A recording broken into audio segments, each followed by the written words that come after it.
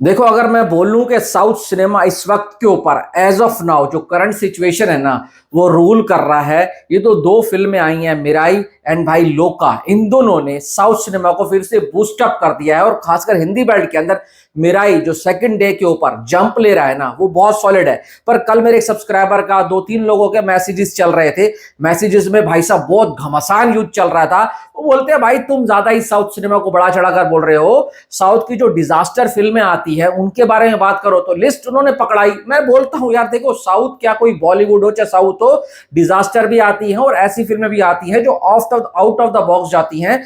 छोटे बजट की फिल्में बड़ा पैसा कमा कर जाती हैं, जैसे सैयारा छोटे बजट की 377 करोड़ रुपए करके गया, 337 है कितना है करके गया। पर यहां पर जो मिराई और ये जो कर रहे हैं ना, ये भी कमाल मचा रहे हैं। पर यहां पर मैं उन फिल्मों को बता दूं जो भाई साहब डिजास्टर हुई थी बड़े बैनर की। किंगडम है, थग लाइफ है, कनप्पा है, फिर उसके बाद कंगवा आती है, और भाई साहब गेम चेंजर तो सबसे बड़ा एग्जाम्पल था, जिसने स्कैम कर दिया था डे वन के ऊपर ही। वो कलेक्शन बता रहा था जो उसका लाइफ टाइम नहीं हुआ था। तो साउथ सिनेमा थोड़ा बहुत तो फेमस है अपने कलेक्शंस को बड़ा चढ़ा चढ़ाकर बताने में। और भाई साहब पहले दिन के ऊपर ये लोग केक काट लेते हैं ब्लॉकबस्टर का, जैसे कनप्पा वालों ने किया था।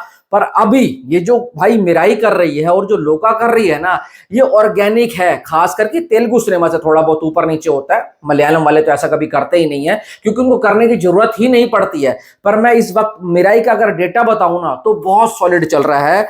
241 में से 238 शोज ना 99% की ऑक्यूपेंसी के साथ हाउसफुल चल रहे हैं। विजाक में 61 में से 58, 95% ऑक्यूपेंसी। तिरुपति में 14 में से 13 शोज हाउसफुल चल रहे हैं, 93% की ऑक्यूपेंसी। काकीनाडा में 12 में से 11, 92% ऑक्यूपेंसी। बेंगलोर में से 130 में से 111, 87% ऑक्यूपेंसी। चेन्नई में 70 में से 59, 84% ऑक्यूपेंसी। एंड गुंटूर में 24 में से 20 शोज ऑलमोस्ट फुल चल रहे हैं, 83% ऑक्यूपेंसी। एंड विजयवाड़ा में 55 में से 45 शोज भाई साहब हाउसफुल चल रहे हैं, 82% की ऑक्यूपेंसी। और ये आज हिंदी बेल्ट के अंदर डबल लेकर आ रहा है, मतलब कि 1.70 करोड़ इसने डे वन के ऊपर करा था, तो डे टू के ऊपर 3.5 से 4 करोड़ रुपए कमाते हुए नजर आ रही है मिराई।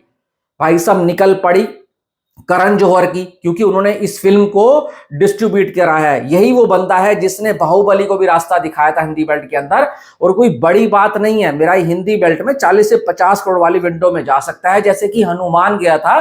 तो तेजा सज्जा धीरे धीरे ही सही हिंदी बेल्ट के अंदर एक बिलीव जीतता हुआ जा रहा है, विश्वास जीतता हुआ जा रहा है हिंदी ऑडियंस का। जिस तरीके से फिल्में कर रहे हैं, अगर आगे भी ऐसी करते हैं तो ये बंदा हिंदी बेल्ट में एक ठीक ठाक अपनी फैन फॉलोइंग बना लेगा।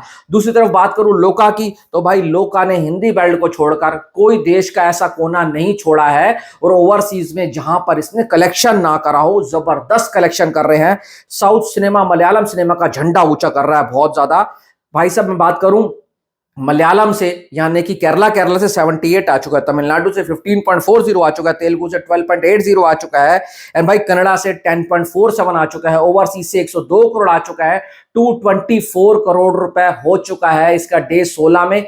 यहां से इसको कुछ ज्यादा नहीं चाहिए, 40-42 करोड़ रुपए चाहिए। ये मलयालम इंडस्ट्री की इंडस्ट्री हिट का ताज यानी कि मुकुट वो अपने सिर पर पहन लेगा। और अगर ऐसा कर लेता है तो बड़े बड़े स्टार्स को धूल चटाकर भाई लोका नंबर 1 की रेस की ओर भागता हुआ जा रहा है। और जिस हिसाब से ये भाग रहा है, बहुत जल्दी ये कारनामा भी करके दिखा देगा। भाई बॉलीवुड से भी चाहते हैं कोई ऐसी फिल्म आए जो झंडे गाड़े, और बहुत जल्दी आएगी भी सही। उम्मीद है कि भाई आने वाले समय में जो जॉली एलएलबी 3 आनी है 19 तारीख को, उसके आई थिंक एक आध दिन में एडवांस भी ओपन होने वाली है, तो वो देखते हैं क्या कर सकते हैं। अगर 300 करोड़ के क्लब में भी घुसती है तो अक्षय कुमार के लिए बहुत बड़ी बात होगी, क्योंकि उनको आज तक कोई भी 300 करोड़ में कोई भी एक फिल्म नहीं जा मिली है। भाई उम्मीदें हैं उससे, बाकी देखेंगे जो भी होगा आपको चैनल के ऊपर मिल जाएगा। थैंक्स।